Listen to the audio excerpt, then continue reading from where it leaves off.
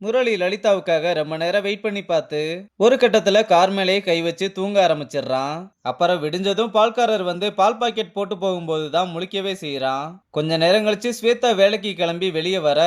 முரளிய பார்த்ததும் இன்னுமாடா வெயிட் பண்ணிக்கிட்டு இருக்கேன்னு கேட்க, அப்ப லலிதா வந்ததும் ஒரு நிமிஷம் நான் சொல்றத கேளுன்னு சொன்னா, ஒழுங்கா போயிரு இல்ல ஸ்டாக்கிங் பண்றேன்னு உன் மேல கேஸ போட்டு உள்ள தள்ளிடுவேன். ஒரிஜினல் போலீஸ் கூட இல்லைல, இனிமேல் என்ன ரீச் பண்ணவும் ட்ரை பண்ணாதன்னு சொல்லிட்டு கிளம்ப ஸ்வேதாவும் வந்து முரளிக்காக பேசி பார்க்க எல்லாமே முடிஞ்சது, இனி எனக்கும் அவனுக்கும் எந்த சம்பந்தமும் இல்ல, ப்ளீஸ் ஸ்வேதா இதுல நீ தலையிடாதன்னு சொல்லிற.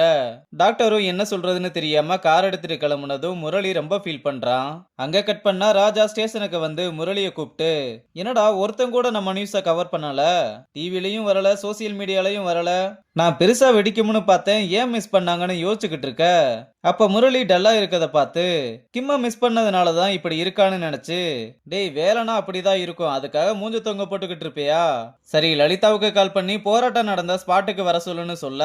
இல்ல சார் என் போன்ல அவுட் கோயிங் பிளாக் ஆயிருக்குன்னு சொன்னதும், அப்ப என் போன்ல இருந்து கால் பண்ணுன்னு சொல்ல, நைட்டு தூங்காம இருந்ததுனால ஒரு மாதிரி இருக்கு, நீங்களே கால் பண்ணுங்க, நான் ஃப்ரெஷ் ஆயிட்டு வரேன்னு சொல்லிட்டு ஆள் எஸ்கேப் ஆகுறான். அப்புறம் ஸ்பாட்டுக்கு வந்து பார்த்தா ஒருத்தனுமே இல்ல. அப்ப டென்ட்டை கழட்டிக்கிட்டு இருந்தவங்க கிட்ட என்னாச்சுன்னு கேட்டா, போராட்டம் முடிஞ்சதுன்னு சொன்னாங்க, அதனால டென்ட்டை கழட்ட வந்திருக்கோம்னு சொல்றாங்க. ராஜாவும் டாக்டர் கிட்ட அந்த அசோக்கோட அம்மாவுக்கு கால் பண்ணி வர சொல்லுன்னு சொல்ல, அவளும் கால் பண்ணி வர சொல்றா. அப்புறம் அந்த அம்மா வந்ததுமே என்னம்மா யாரையுமே காணோம்னு கேட்டா, நாங்க உங்களை கண்மூடித்தனமா நம்பி வந்தோம், ஆனா உங்க சுயநலத்துக்கு நாங்க பலியாயிருவோமோன்னு பயமா இருக்குன்னு சொல்ல,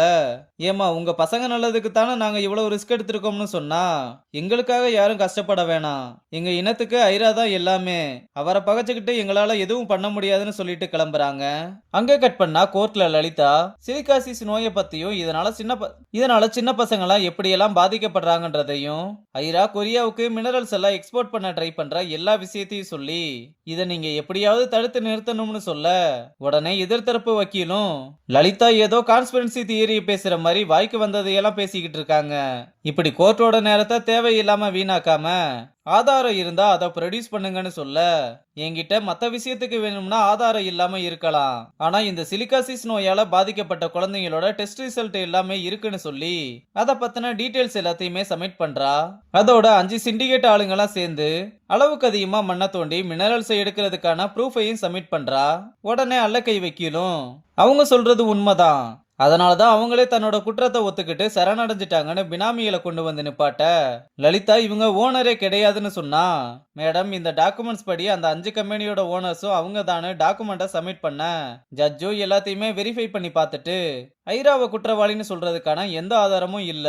ஆனா இந்த சிலிகாசிஸ் நோய் ரொம்ப டேஞ்சரானது, அதனால இந்த மினரல் சேண்ட் வச்சிருக்க யாடையும் சீல் வச்சு அந்த 5 பேருக்கு 1 வருட சிறையும் 10 லட்சம் அபராதமும் விதிக்கிறாரு. அப்புறம் லலிதா வெளியே வந்ததுமே ஒரு எவிடன்ஸையாவது சப்மிட் பண்ணிருக்கலாம், அது எப்படி எல்லா எவிடன்ஸையும் மிஸ் பண்ணீங்க, ஒரு லாயரா எனக்கு எவ்வளவு அசிங்கமா இருக்குன்னு தெரியுமா, எவிடன்ஸ் கிடைக்கலனா கூட பரவாயில்ல,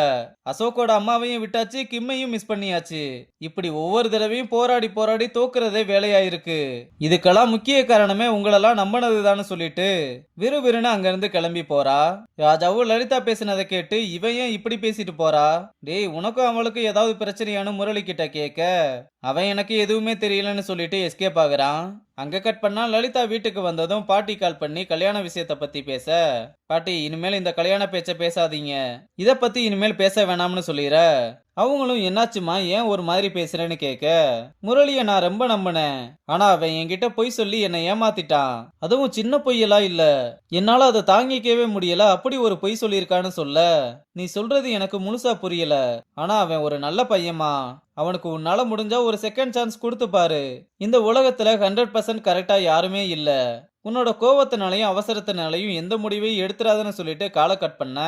லலிதாவும் முரளிய நினைச்சு ரொம்ப அழுக ஆரம்பிக்கிறா. இங்க ஐரா வக்கீல் கிட்ட ஆதாரம் எதுவும் இல்லைன்னா கேஸை டிஸ்மிஸ் பண்ணிட்டு போக வேண்டியது தானே, அதுக்கு என் மண்ணை சீல் வைப்பாங்களான்னு கடுப்பாகி, அது ஏன் மண்ணு அதை நான் எடுத்தே ஆகணும்னு சொல்ல,